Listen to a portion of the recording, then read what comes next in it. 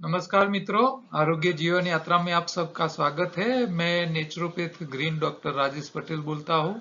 हम यहाँ natural diet system यानी कि प्राकृतिक आहार पद्धति पे बातें करते रहते हैं, जिसको हम योगाहार कहते हैं। योगाहार का मतलब है, योग शास्त्रों ने आहार की जो विधि बताई है, खान पीन के जो तरीके बताए हैं, उसी के ऊपर ही हम ज्यादा ध्यान देते हैं और इसमें दवाई की जरूरत नहीं पड़ती है। इसीलिए हमारी सिस्टम बिना साइड इफेक्ट वाली है। तो इसके कारण हम अपने आप को ग्रेट डॉक्टर कहते हैं। योगाहार का मतलब ही है आहार का इंजीनियरिंग। आपको खान पीन में क्या ध्यान रखना है, वो छोटी छोटी बातें आपको समझ लेनी है। तो आरोग्य का पंचामृत हर रोज बोलते हैं कि 5 बातें आपको याद रखनी है। बीमारी आती है बिना चबाया पकाया यानी कि एसिडिक खुराक, जरूरत से ज्यादा, तीनों टाइम खाने से और पोषक तत्वों के अभाव से शरीर में बीमारी आती है। यानी कि शरीर में कचरा बढ़ जाता है या तो पोषक तत्वों का अभाव रहता है। ये 2 कारण ही बीमारी की जड़ है। दूसरा मुद्दा है, बीमारी नहीं आती है जरूरत के हिसाब से, कच्चा यानी कि अल्कलाइन खुराक ज्यादा खाने से, पकाए के हिसाब से और पोषक तत्वों की पूर्तता करने से शरीर में बीमारी नहीं आती है। बीमारी जाती है तो आई है जो कारण से, उसी कारण से बाहर निकाल सकते हो कि भी कचरे से आई है तो कचरा निकाल दो। तो शरीर का कचरा निकालने के लिए उपवास उत्तम है और हर रोज एक टाइम उपवास कर लीजिए और साथ में पोषक तत्व का ध्यान रखिए, तो शरीर की बीमारी चली जाएगी। बीमारी से बचने के लिए कचरा इकट्ठा ही नहीं होने दो। हर रोज एनिमा ले लीजिए, हफ्ते में 2-3 बार मलशुद्धि पाउडर ले लीजिए, पेट साफ रखो, चबा चबा के खाओ और जरूरत से ज्यादा मत खाइए। पोषक तत्व खुराक में शामिल कीजिए यानी कि हरी पत्ती हर रोज खाते रहिए, तो बीमारी से बच जाओगे। बीमारी जिसको है उसको खाने में डेयरी प्रोडक्ट छोड़ देनी है। तो डेयरी प्रोडक्ट कफ आयु बढ़ाता है, इसीलिए उसको छोड़ दीजिए, जल्दी ठीक हो जाइए। बीमार नहीं हो तो आप खा सकते हो। तो ये 5 बातें आपके जीवन में याद रखनी है और उसी पे ही हम यहाँ चर्चा करते हैं।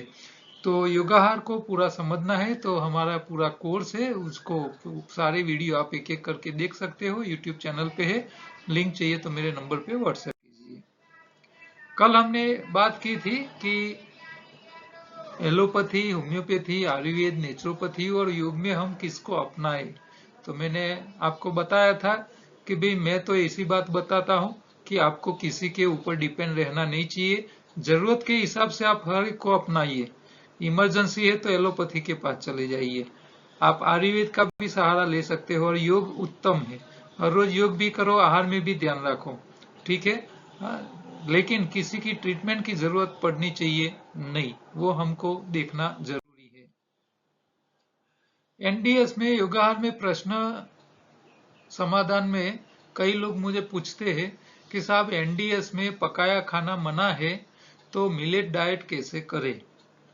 अब मिलेट की बात आई है तो मिलेट इसीलिए अभी उसका प्रचार प्रसार हो रहा है कि साउथ इंडिया कर्नाटक में डॉक्टर खादिर वली है जो जिनको मिलेट मैन से लोग मानते हैं, जानते हैं। एनडीएस वाले कच्चा खुराक खिला के लोगों को ठीक कर रहे हैं, वो लोग पकाया खुराक, डॉक्टर खादिर वली मिलेट का प्रयोग करवाते हैं, पकाया खुराक खिलाते हैं और लोगों की बीमारी ठीक करते हैं। तो ये तो कॉन्ट्रा हो गया। हम एनडीएस वाले कच्चा ज्यादा जोर देते हैं, वो पकाया खाने के लिए बात करते हैं। दोनों काम कर रहे हैं, दोनों अपने अपने हिसाब से रिजल्ट ले रहे हैं। तो रिजल्ट मिल रहा है तो इसका फायदा है, वो पक्का है। और कल भी मैंने आपको बताया था कि मैंने कई ऐसे लोग दिखे हैं जो सुबह में चाय भी पीते हैं, दोपहर को भी पकाया खाते हैं, शाम को भी पकाया खाते हैं, 80-90 साल के हो चुके हैं, फिर भी उनके शरीर में कोई बीमारी नहीं है। तो इसका मतलब क्या है कि वो चबा चबा के खा रहे, जरूरत से ज्यादा खाते नहीं है, मेहनत करते हैं इतना ही खाते हैं, हाँ? और अपने को एक्टिव रखते हैं, माइंड पॉजिटिव रखते हैं। तो ये सारी बातें आपके हेल्थ के साथ रिलेटेड है। ठीक है, तो कच्चा खाओगे तभी आप ठीक हो पाओगे ऐसा नहीं है। कच्चा खाएंगे वही ठीक रह पाएंगे, वो बीमार नहीं पड़ेंगे ऐसा नहीं है। हाँ, कच्चा खाने वाले भी बीमार पड़ते हैं, मर भी जाते हैं। क्यों? क्योंकि गलतियां करोगे तो कच्चा भी आपको बचा नहीं सकता है। ठीक है, तो मिलेट जो है वो हमको कैसे उपयोग करना है। पहले तो मिलेट क्या है, तो जिसको हम अनाज बोलते हैं, हाँ, धान्य बोलते हैं।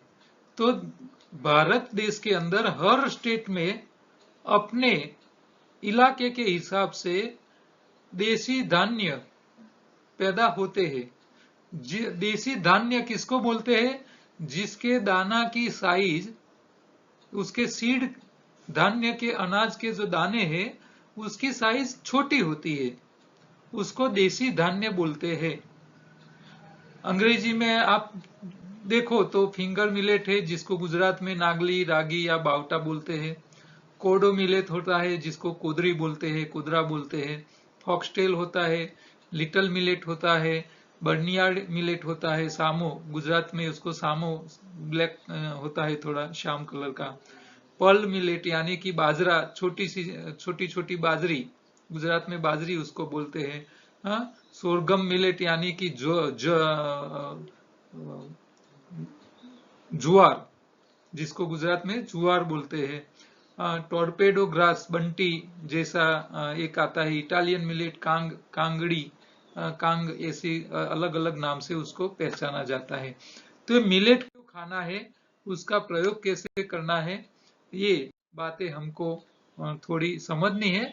तो इससे पहले हर एक इलाके में अलग अलग कौन से मिलेट पैदा होते हैं, उसका क्या नाम है, वो कैसे दिखते हैं उसके बीज, जरा थोड़े मैं आपको थोड़ा दिखाना चाहूंगा, तो आपको आपके इलाके के हिसाब से पता चलेगा कि आपके विस्तार में उसको क्या बोलते हैं।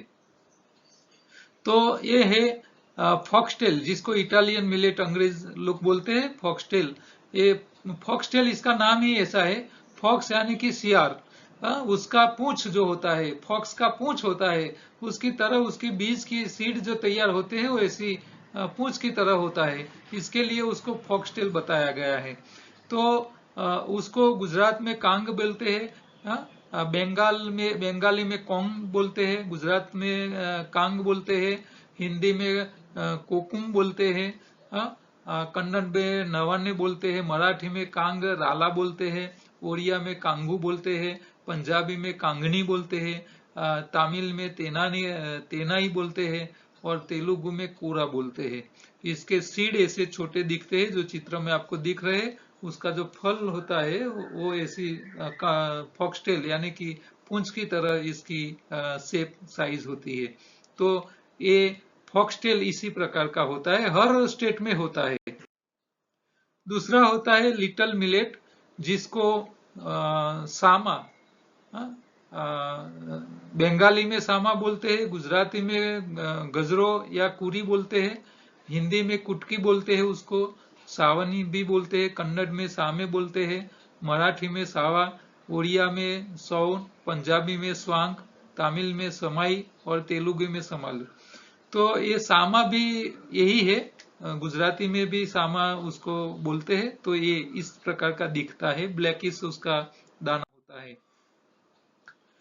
कोडो मिलेट जो है वो इसका ऐसे दिखता है, चित्र जो आप देख रहे हो वो भी डार्क ही होते हैं उसके दाने। और बंगाली में कोडो, गुजराती में भी कोदरा बोलते हैं, कोदरा, हिंदी में कोदोन, कन्नड़ में हरका, मराठी में कोदरा, उड़िया में कुद्दू, पंजाबी में कोदरा, वरागू तमिल में, और तेलुगु में रिंकू लू, ऐसा कुछ बोला जाता है। आगे है कॉमन मिलेट, जिसको प्रोसो मिलेट बोलते हैं। गुजरात में इसको चैनो बोले, चैनो। वो बहुत हाथ में आप पकड़ो तो हाथ में रहते नहीं, वो निकल जाते हैं ऐसे। तो चनो उसको गुजरात में बोलते हैं, बंगाली में चीना बोलते हैं, हिंदी में चेना बेरी बोलते हैं, कन्नड़ में बरागू बोलते हैं, मराठी में वारी बोलते हैं, उड़िया में चीना बचारी बोलते हैं, पंजाबी में चीना बोलते हैं, पानी वराग तमिल में बोलते हैं, और वारीगा तेलुगु में बोलते हैं। वो येलोइश कलर का होता है, गोल्डन कलर का ये छोटा दाना होता है। गुजरात में उसको गांव में काफी साल खाते थे। ये गेहूं आने से पहले यही खाया जाता था। हाँ, तांद्रा बोलते हैं गुजराती में, कोदरा तांद्रा। अ, उसको गैस बनती है गुजरात में उसकी। फिर है फिंगर मिलेट, जिसको मारवा बंगाली में बोलते हैं। गुजरात में उसको नागली या बावटा बोलते हैं। रागी भी बोलते हैं, मंडी का मरवा में बोलते हैं, कन्नड़ में रागी, मराठी में नागली, नाचनी, उड़िया में मंडलिया, पंजाबी में मंडूका, मंडल, तमिल में केपाई और रागली, और तेलुगु में रागी, छोड़ी, ऐसा कुछ बोलते हैं। तो ये इसका जो है प्लांट जो है उसके सीड इसी तरह लगते हैं, आप देखते हो। फिर आगे है बर्नियार्ड मिलेट, शामा। तो सामा जो है ये गुजरात में भी उसी को ही सामा ही बोलते हैं। हिंदी में सानवा बोलते हैं, कन्नड़ में उडुलू बोलते हैं, उड़िया में खीरा बोलते हैं, पंजाबी में स्वांक बोलते हैं, तेलुगु में उडालू बोलते हैं। तो ये बनियाड भी सामा जैसा ही है, उसका ये प्लांट होता है, इसी तरह बनता है। फिर पर्ल मिलेट बोलते हैं, जिसको गुजराती में बाजरी बोलते हैं। बाजरा और बाजरी में फर्क है। तो ये ज्यादातर हर स्टेट में बाजरी के नाम से ही ज्यादा बाजरा, बंगाली में, हिंदी में, मराठी में, उड़िया, पंजाबी सब बाजरा ही बोलते हैं उसको। गुजराती में उसको बाजरी बोलते हैं। बाजरी और बाजरा में फर्क क्या है कि बाजरा थोड़ा बड़ा होता है और बाजरी थोड़ी छोटी होती है। जितनी छोटी साइज इतनी अच्छी है हमारे लिए। तो इसको पर्ल मिलेट बोलते हैं अंग्रेजी में, स्पाइक्ड मिलेट भी उसको बोलते हैं। फिर है सरगुम, ग्रेट मिलेट। ग्रेट, इसको जुआर जो है गुजराती में जुआर बोलते हैं उसको। तो जुआर भी कॉमन शब्द है ज्यादातर हर स्टेट के अंदर। तो ये भी अब हाइब्रिड जुआर आ गई है, तो उसके दाने बड़े होते हैं। बाजरे में भी हाइब्रिड आ गए हैं, वो बड़ी साइज का है। तो आपको हाइब्रिड कोई नहीं लेनी है। हाँ, जो भी अनाज लेना है वो देसी धान्य में के रूप में ही लेना है। आप हाइब्रिड बियारण ले लोगे, संशोधित बियारण आपको उपयोग नहीं करना है। और खेडूत क्या करते हैं, ज्यादा क्रॉप लेने के लिए, पैसा ज्यादा कमाने के लिए ये साइंटिफिकली संशोधित किए हुए सीड्स का प्रयोग करते हैं, लेकिन वो हमारे शरीर के लिए इतना अच्छा नहीं होता है। तो ये सारे मिलेट आपको ऑनलाइन भी मिल जाएंगे, और हर स्टेट में अलग अलग ये मैंने बताए, हाँ सब जगह होते हैं, ऐसा नहीं है कि नहीं होते हैं। गुजरात में भी अपने गुजरात में छोटे छोटे मिलेट है ही, नहीं है ऐसा नहीं है। तो आप जो विस्तार में रहते हो वहीं से आप आपका मिलेट ले लोगे, वही अच्छा रहेगा। गुजरात में रागी, बंटी, राजगरो, सामो, कोदरी, तांद्रा, ये सारे, और छोटी सी बाजरी, जुआर जो है उसमें छोटा दाना है, तो बड़ी दाने वाली जुआर को आपको नहीं लेना है उसको। तो ये सारे गुजरात में अवेलेबल है। आपको साउथ इंडिया के मिलेट लाके खाने की जरूरत नहीं, क्योंकि आप वहां से वो मंगवाओगे तो बहुत महंगा पड़ेगा लोकल के हिसाब से।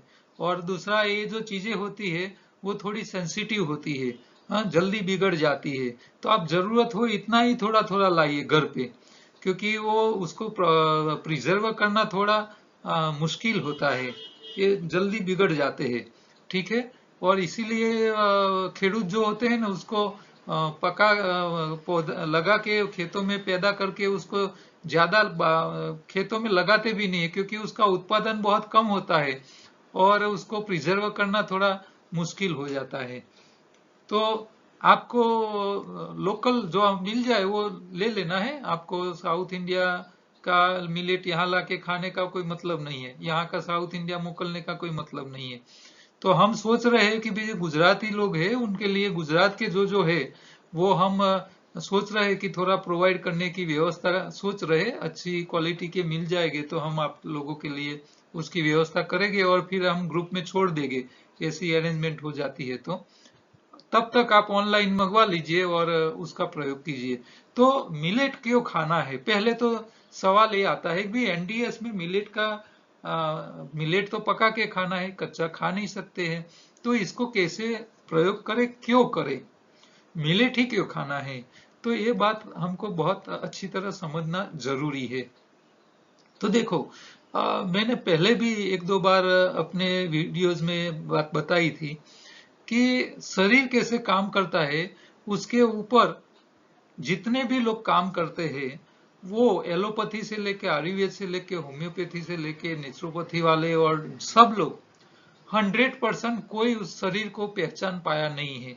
100% कोई पहचान नहीं पाया है। लेकिन जो हम मानते हैं, जो हम लॉजिक चलाते हैं, कि मैंने आपको एक लॉजिक दे दिया भाई पत्तियों, तो हरी पत्ती में न्यूट्रिशन ज्यादा है, वो प्रूव हो चुका है। तो जितना खुराक वजन में हल्का इतना न्यूट्रिशन ज्यादा।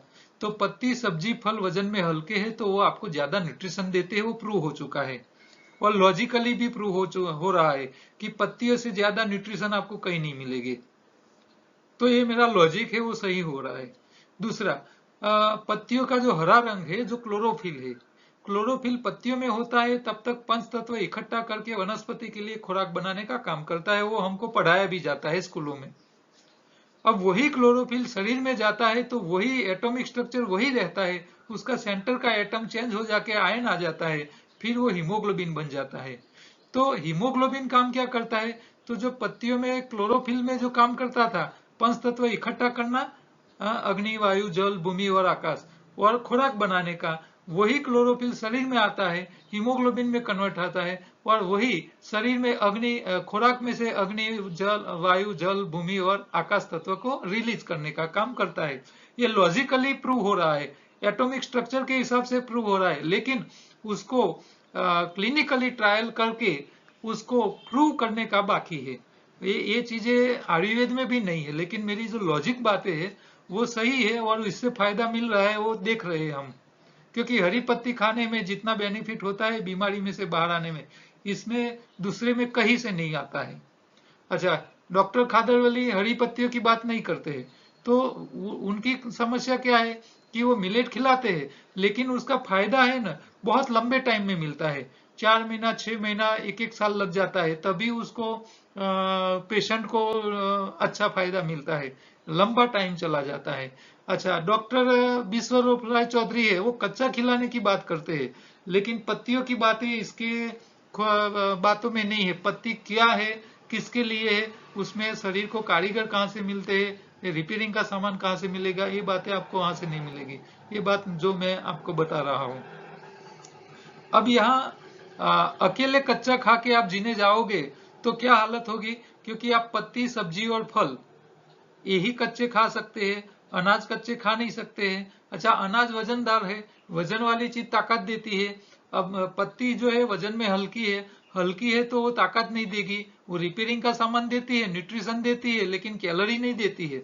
तो आपके शरीर को जितनी कैलोरी चाहिए, अब हमारा शरीर जो है मेहनत भी करता है, साथ में हमारा मगज जो होता है सबसे बड़ा है दूसरे प्राणियों के हिसाब से।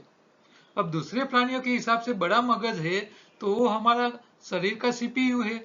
जैसे कंप्यूटर में सीपीयू होता है, तो कंप्यूटर का जो सीपीयू होता है वो सबसे ज्यादा एनर्जी खर्च करता है। दूसरे स्पेयर पार्ट है, लेकिन इतनी एनर्जी दूसरे स्पेयर पार्ट नहीं खर्च करते जितना सीपीयू करता है। तो हमारा मगज हमारा शरीर का सीपीयू है, तो हमारा मगज हमारे शरीर में सबसे ज्यादा एनर्जी खाने वाला पार्ट है। तो आपको ताकत चाहिए, ठीक है। अब ये ताकत जो है वो पत्तियों से आप पूरी करने जाओगे तो आपको तगारा भर के पत्ती खानी पड़ेगी, तभी इतनी मिल पाएगी। लेकिन आप इतना खा नहीं पाते क्योंकि हमारा पेट इतना बड़ा नहीं है। तो ताकत कहाँ मिलती है, तो जो वजन वाली चीज है, हाँ, पानी में डालो और नीचे बैठ जाए, खाने लायक चीजें, हाँ, कंदमूल है, गाजर बीट जैसे, हाँ, सलाद है, अनाज है, कठोर यानी कि दालें है, ड्राई फ्रूट्स है, हाँ, जो तेली पदार्थ है, तेलीबिया है, प्रोटीन युक्त है और कार्बोहाइड्रेट्स युक्त, ये 3 प्रकार के जो खुराक है वो ताकत देते हैं। तो मनुष्य को वो खुराक भी चाहिए, पत्तियों के ऊपर अकेला रहेगा तो नहीं चलेगा। तो वो खुराक सीधा हम खा नहीं सकते हैं, अनाज सीधा नहीं खा सकते, तो उसको आपको पकाना पड़ेगा। तो पका के खाओगे तो वो इसकी एनर्जी आपको जल्दी मिल जाएगी, लेकिन जरूरत से ज्यादा नहीं खानी है, ये भी आपको ध्यान रखना है। तो ये जो लॉजिक है, लॉजिक के हिसाब से हम सही है। तो आपको शरीर को थोड़ी ताकत चाहिए, इसके लिए हम एक बार आपको पकाया खाने के लिए बताते हैं। लेकिन पकाना, कौन सा खुराक पकाना चाहिए, जो चीज पकाने के बाद उसकी प्रॉपर्टी में चेंज नहीं आना चाहिए। आप पत्ती को पकाओगे तो उसका न्यूट्रिशन खत्म हो जाएगी, तो पत्ती को पकाने की जरूरत नहीं है। हाँ, क्लोरोफिल भी डैमेज हो जाएगा, पोषक तत्व भी डैमेज हो जाएंगे। लेकिन जो अनाज है, वो अनाज को आप पकाओगे, अनाज ऐसे ताकत वाला है, पकने के बाद भी ताकत वाला ही रहता है, उसकी प्रॉपर्टी में चेंज नहीं आता है। तो आप अनाज पका के खा सकते हो। और हम शहर में रहते हैं, मजदूरी नहीं करते। हाँ, मजदूर जो लोग हैं उनको तीनों टाइम अनाज खाने की जरूरत पड़ेगी, क्योंकि वो पूरे दिन मेहनत करते हैं। शहर में रहने वाले, मजदूरी नहीं करने वाले, हाँ, गांव में रहने वाले मजदूरों के हिसाब से आप मेहनत नहीं करते हो, तो आप एक ही टाइम पकाया खाइए, जो ताकत के लिए अनाज जैसी चीजें हमको खानी है। ठीक है, तो ये बात आपको ध्यान में रखनी है। अब यहाँ मिलेट क्यों खाना है ज्यादा दूसरे अनाज के हिसाब से, तो मिलेट में फर्क क्या है दूसरे धान्य के हिसाब से। तो धान्य दो प्रकार के होते हैं। जैसे हमने आपको एक बताया कि भाई वजन वाला खुराक ताकत देता है, वजन में हल्का होता है, न्यूट्रिशन देता है। तो धान्य दो प्रकार के होते हैं, बड़ी साइज का दाना और छोटी साइज का दाना। आप गेहूं का दाना देखो, चावल देख लीजिए, मकई दाना देख लीजिए, ज्वार देख लीजिए, बड़ा बाजरा देख लीजिए, तो ये बड़े बड़े साइज के दाने वाले हैं और हाइब्रिड होते हैं। अच्छा, ये लिटिल मिलेट जो है, रागी है, बंटी है, फॉक्सटेल है, बर्नियार्ड है, जो भी है मैंने आपको जो बताए, वो सारे के दाने देखिए तो बहुत छोटे हैं, साइज में भी बहुत छोटे हैं। अब फर्क क्या होता है दोनों में। अब गेहूं है तो गेहूं बड़ी साइज का है, वो लिटिल मिलेट के हिसाब से। तो गेहूं के दाने के जो आगे दाने को जो कवर होता है उसका, कार्बोहाइड्रेट्स बीच में होता है, जिसका हम आटा बनाते हैं। तो जो कवर है दाने का, गेहूं का, वो फाइबर का होता है। लेकिन ये फाइबर ऐसा होता है जो वाटर में सॉल्यूबल नहीं हो सकता, और जो आटा होता है इसमें तो फाइबर होते ही नहीं है। ठीक है, तो वो गेहूं के आप ग्राइंड कर लो, उसका जो ऊपर का जो कवर है, जो छिलके है, वो आप निकाल दो, तो जो आटा बचेगा वो मैदा बोलते हैं हम। वो एकदम चिकना हो जाता है, इसमें फाइबर रहते नहीं है, इसीलिए वो मैदा हो जाता है। तो कभी अकेला मैदा नहीं खाना चाहिए आपको, उसके जो छिलका है वो भी साथ में मिक्स होना चाहिए, जिसको हम फाइबर बोलते हैं। लेकिन ये गेहूं के जो फाइबर है वो वाटर सॉल्युबल नहीं है। ठीक है। अच्छा, ये लिटिल मिलेट जो है, जो हम आपको खाने के लिए बोल रहे हैं, जो डॉक्टर खादिर वलील बोल रहे हैं, तो लिटिल मिलेट में क्या होता है, उसका जो छिलका है वो में उसमें भी फाइबर है, वो तो होता ही है, तभी छिलका बनता है। और जो अंदर का पोर्शन है उसके अंदर भी फाइबर होते हैं, और वो जो अंदर वाले फाइबर होते हैं वो वाटर सॉल्युबल होते हैं, पानी में घुल सके ऐसे उसके प्रकार के हो जाए।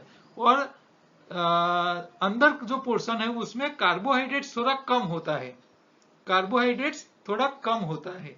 ठीक है, तो हमको बेनिफिट क्या लेना है बड़े और छोटे दाने में। अब बड़े दानों में वाटर सॉल्युबल फाइबर मिलेंगे नहीं, छोटे दानों में वाटर सॉल्युबल फाइबर भी मिल जाएंगे, कार्बोहाइड्रेट्स कम मिलेगा।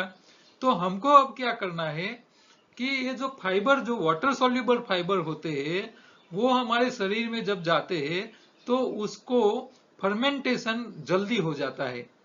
जो बड़े दाने का जो फाइबर होता है, इसके हिसाब से ये छोटे दाने का फाइबर वाटर सॉल्युबल है और वो जल्दी फर्मेंटेशन हो जाता है। तो फर्मेंटेशन होने से उसका क्या होता है कि बॉडी के, हमारे आंतों में बैक्टीरिया जो होते हैं, जो प्रोबायोटिक बैक्टीरिया हम इसको बोलते हैं, तो ये बैक्टीरिया हमारे शरीर के लिए बहुत काम के होते हैं। देखो, एक छोटा सा आपको लॉजिक समझाना चाहूंगा मैं। आप खेतीबाड़ी तो जानते हो, खेतों में हम जब कोई पौधा लगाते हैं तो खेतों में जो कचरा बचता है, एग्रो वेस्ट जो होता है, उसी का हम खाद बनाते हैं। अच्छा, एक कचरा जो है एग्रो वेस्ट, आप पौधे के मूल में सीधा कचरा डाल दो तो क्या पौधे के मूल रूट जो है वो कचरा खा सकेंगे? वो कभी खा नहीं पाएंगे। ये कचरा जो होता है वो पहले सड़ेगा, कंपोस्ट होगा, और कंपोस्ट होने के बाद ही मूल उसको खा पाएगी, इससे पहले खा नहीं पाएगा। आप कचरा कितना भी डाल दो लेकिन वो सड़ेगा नहीं, तब तक वो जो छोड़ है वो उसको यूटिलाइज नहीं कर पाएगा। तो यहाँ क्या हुआ खेत में कि जो छोड़ है उस वो और ये कचरा जो इसका खुराक है, वो दोनों के बीच में बैक्टीरिया का रोल आता है। और वो बैक्टीरिया क्या करते हैं, वो केंचुओं के शरीर में पैदा होते हैं, और वो बैक्टीरिया का काम है ये कचरे को कंपोस्ट करना और उसको जो प्लांट है, छोड़ है, उसके मूल को खा सके ऐसे इसमें कन्वर्ट करके, खा सके ऐसे फॉर्म में कन्वर्ट करने का काम है बैक्टीरिया करते हैं। तो ये एग्रो वेस्ट और प्लांट दोनों के बीच में बैक्टीरिया का रोल है, और बैक्टीरिया है तो कचरे का कंपोस्ट होता है और फिर उसको प्लांट खा सकता है और वनस्पति का विकास हो सकता है।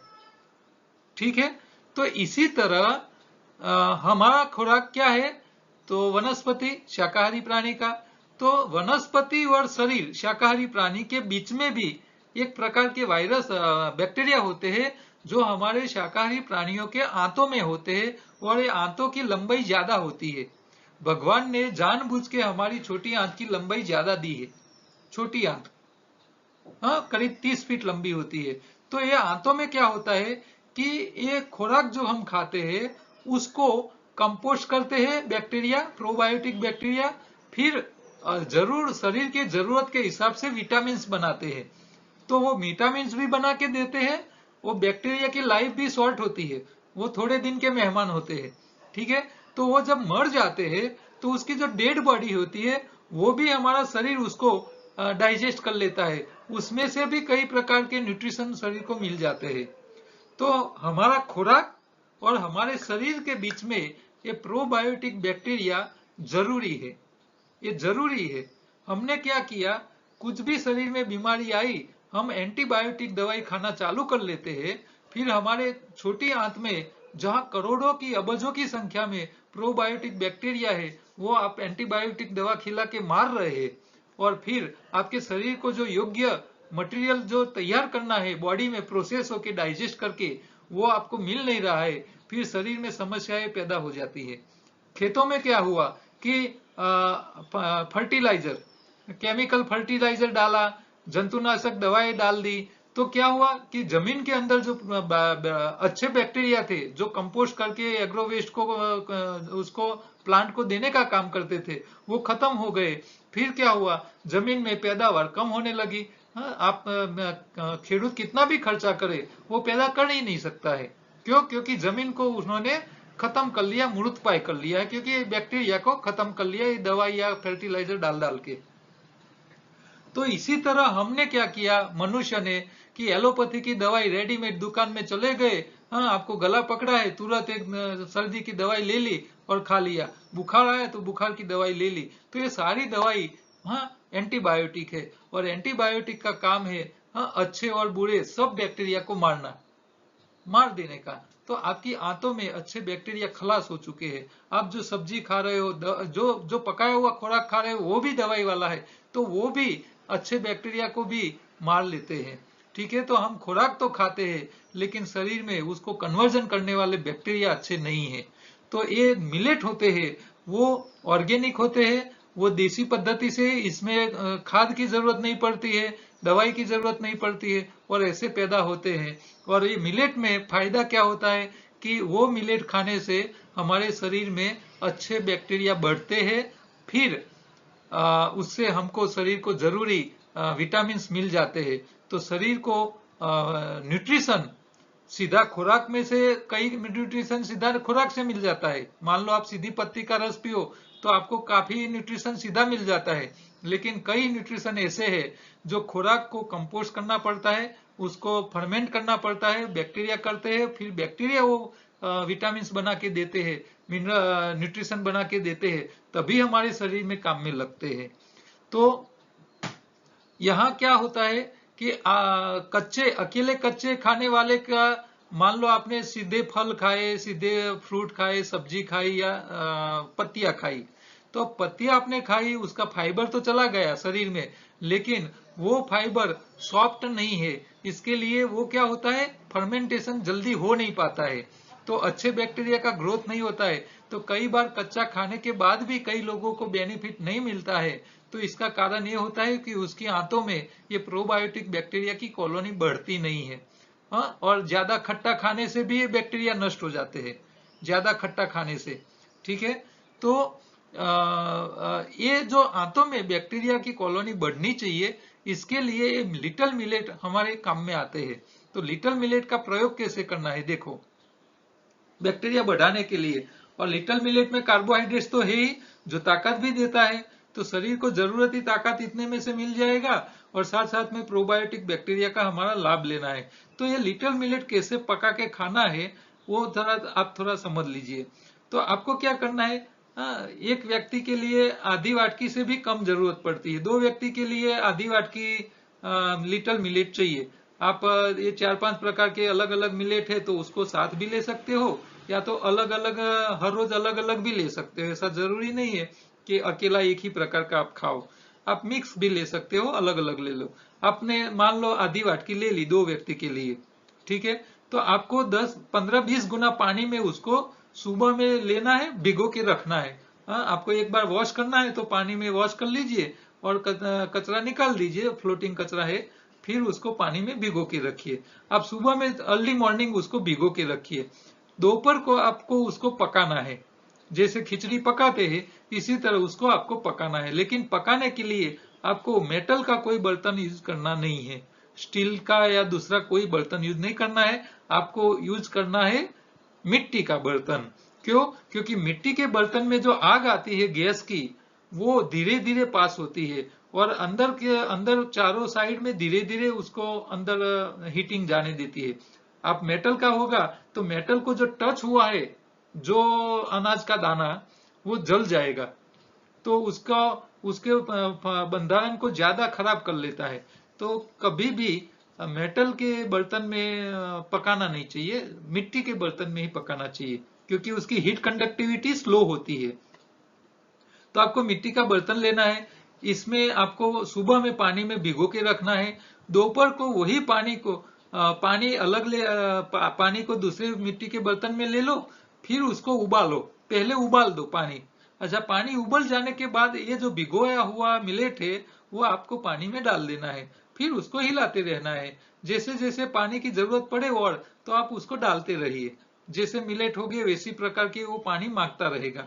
आपको वो रबड़ी जैसा करना है, जिसको हम गुजरात में गैस बोलते हैं।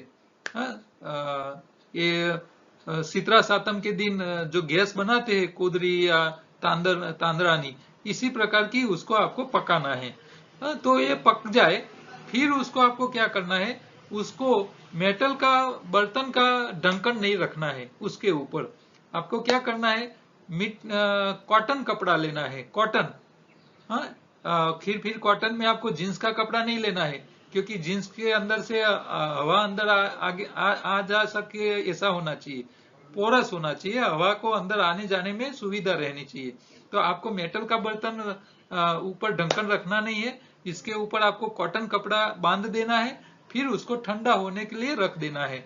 अब दोपहर को पकाया हुआ मिलेट शाम तक, रात को खाने के टाइम तक ठंडा हो जाएगा, और इसके अंदर फर्मेंटेशन भी हो जाएगा। हवा में से काम के बैक्टीरिया जाएंगे, उसको फर्मेंट करेंगे, और अच्छे बैक्टीरिया की कॉलोनी अंदर बढ़ जाएगी। और शाम को आपको एक टाइम जो पकाया खाना है, इसमें ये मिलेट जो पकाया, दोपहर को पकाया, रात को ठंडा ठंडा ही खाना है, ठंडा ही खाना है, उसको गर्म करना नहीं है। आप गर्म करोगे तो बैक्टीरिया सारे मर जाएंगे, इससे कोई फायदा नहीं मिलेगा आपको। हाँ, आपको कार्बोहाइड्रेट्स मिल जाएगा, लेकिन शरीर में अच्छी जो न्यूट्रिशन बनाने वाले बैक्टीरिया नहीं मिल पाएंगे। तो आपको वो मिलेट ठंडा ठंडा ही रात को खाना है। आप इसके साथ चटनी खा सकते हो, अचार खा सकते हो, और साथ में आप जो भी सब्जी बनाई है वो भी खा सकते हो। ऐसा नहीं है कि अकेला ही खाना है, आप दोनों चीज आपकी टेस्ट के हिसाब से जो जो खाने का है वो सारे साथ में आप खाना है साथ में, लेकिन गरम गरम चीजों के साथ ये चीज को खानी नहीं है, ये ध्यान रखना है। ओके।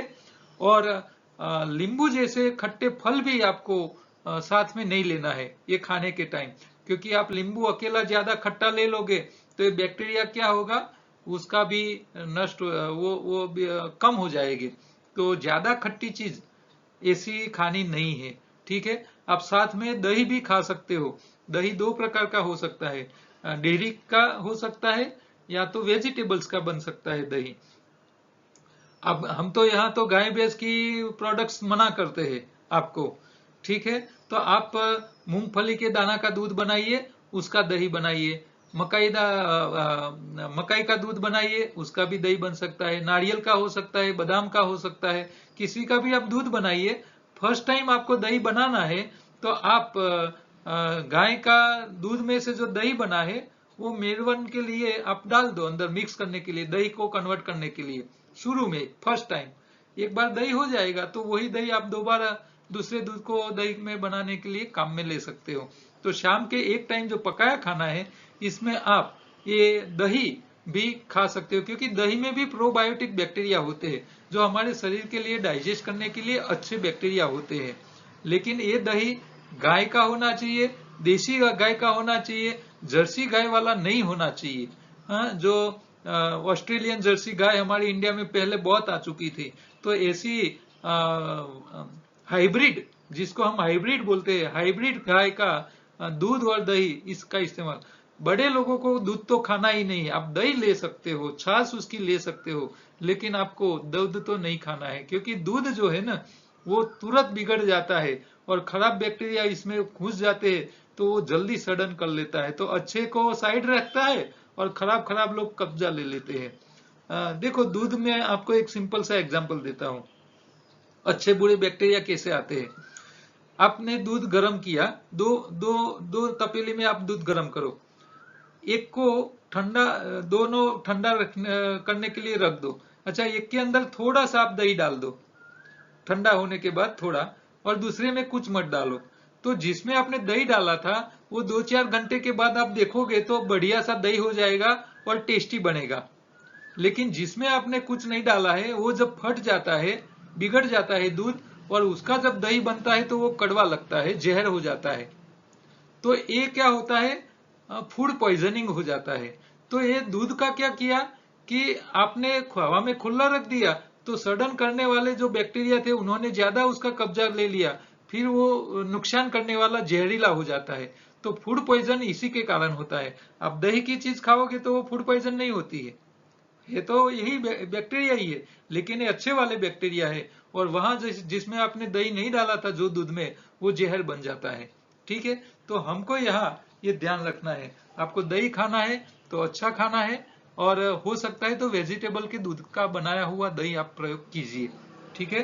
तो ये गर्म करना नहीं है, ये आपको खास ध्यान रखना है। तो मिलेट का आप ये प्रयोग करने से क्या होगा, आपके शरीर में अच्छे बैक्टीरिया बढ़ेंगे आंतों में, और जो शरीर को न्यूट्रिशन चाहिए, विटामिन चाहिए, विटामिन B12 से लेके विटामिन D और सब कुछ इससे इससे पूरा हो जाएगा।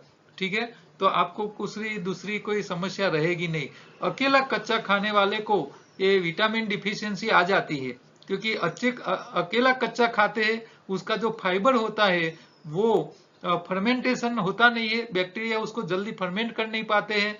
फिर अकेले कच्चे पे रहने वाले एनिमा भी रोज लेते रहते हैं। एनिमा लेने से भी बैक्टीरिया का थोड़ा लॉस होता है, नहीं होता है ऐसा नहीं है, लेकिन आप पकाया साथ में ऐसे मिलेट जैसी डाइट साथ में ले लोगे तो आपको बहुत अच्छा फायदा हो जाएगा।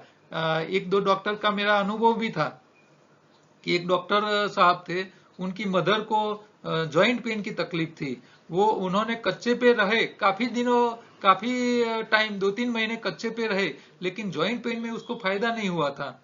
फिर उन्होंने मिलेट स्टार्ट किया रात को एक टाइम, तो मिलेट खाने के बाद उसको जॉइंट पेन में अच्छा फायदा हो गया। तो जिन लोगों को एनडीएस में रिजल्ट नहीं मिल रहा है, वो लोग अकेला कच्चा खाने के बाद भी रिजल्ट नहीं मिल रहा है, तो वो लोग रात के खाने में एक टाइम पकाया में मिलेट का प्रयोग चालू करें। वहां आपको चावल और गेहूं नहीं खाना है, हाँ, ये ध्यान रखना है, क्योंकि चावल और गेहूं में क्या होता है, वो जो फाइबर होते हैं वो वाटर सॉल्युबल होते नहीं, इसमें प्रोबायोटिक अच्छे बैक्टीरिया हमारे शरीर में पैदा नहीं होते हैं। और ये सब जो चावल आप चावल खा रहे हो, गेहूं खा रहे हो, वो बाजरा खा रहे हो, वो सब हाइब्रिड है, मकई खा रहे हो, सब हाइब्रिड है। तो हाइब्रिड वाला हमको नहीं चाहिए, हमको देसी वाला चाहिए। नेचुरल तरीके, कुदरत ने पकाया हुआ, कुदरत ने बनाया हुआ धान्य ही हमको खाना चाहिए। ठीक है। तो शहर में रहने वाले लोगों को ये ध्यान रखना है। हाँ, गांव में मजदूरी करने वाले लोग हैं, वो बड़ा साइज का धान्य खाए, लेकिन साथ साथ में एक टाइम में छोटे धान्य वाला भी खुराक खाए, उसको भी अवॉइड नहीं करना है। वो काम की चीज है। मजदूरी के लिए उसको ज्यादा कार्बोहाइड्रेट चाहिए, तो वो गेहूं चावल और बड़ी साइज का खाए, मजदूरी करे है इसीलिए। मजदूरी नहीं करते हैं तो उसको खाने की जरूरत नहीं है। ये भी आपको ध्यान रखना है। तो योगाहार में सिंपल सा है, आपको सुबह में उपवास करना है, दोपहर तक उपवास, दोपहर को हरी पत्ती कच्चा खाना है, शाम तक कच्चे पे रहना है, रात को एक टाइम पकाया खाना है। इसमें मिलेट आप खा सकते हो। मिलेट खाने से फायदा अच्छा रहता है। जो लोग बहुत दुबले पतले हो जाते हैं, कच्चा खाने के बाद, उन लोगों का वेट भी अच्छा थोड़ा मेंटेन हो जाता है, मीडियम हो जाता है, नहीं पतले और नहीं बड़े। हाँ, ये लिटिल मिलेट दो फायदे करता है। एक तो बड़े मोटे लोगों को पतला करता है, मीडियम करता है, और जो पतले हैं उसको मीडियम करता है। तो ये दोनों लोग खा सकते हैं। हाँ, मोटे लोग भी खा सकते हैं और पतले लोग भी खा सकते हैं। दोनों के लिए फायदा करता है लिटिल मिलेट। तो इसका बेनिफिट हमको लेना चाहिए। और हम तो योगाहार में तो क्या मानते हैं, जो चीज हमारे शरीर के काम की है वो हमको एडॉप्ट करना है। क्यों? क्योंकि हमारा उद्देश्य क्या है, हमारे शरीर को अच्छा रखना। हाँ, आपको इमरजेंसी है तो एलोपैथी की भी ट्रीटमेंट ले लो, इमरजेंसी में वो भी लेना है। जान को बचाना है, वो पहली प्रायोरिटी है। आप जान है तो जहां है। हाँ, जीवन है तो आप जीवन में कुछ कर पाओगे, जिंदगी जी पाओगे। अब जीवन ही नहीं है, मृत्यु है, तो क्या लेना है, कुछ नहीं है। तो इमरजेंसी के लिए एलोपैथी अच्छा है। हाँ, आयुर्वेद का जरूरत पड़े तो वहां भी उपयोग कर लीजिए, लेकिन आहार से आप ठीक रह पाते हो तो ये दूसरे की जरूरत पड़ेगी नहीं। हाँ, इमरजेंसी आ जाए तो आप उसका प्रयोग कर लीजिए, उसके लिए मना नहीं है। तो योगाहार को उपयोग करने के लिए हमने एनडीएस किट तैयार की है, जिसमें बुक आ जाती है, एनिमा पोट आ जाता है, मलशुद्धि पाउडर छोटी आंत की सफाई के लिए।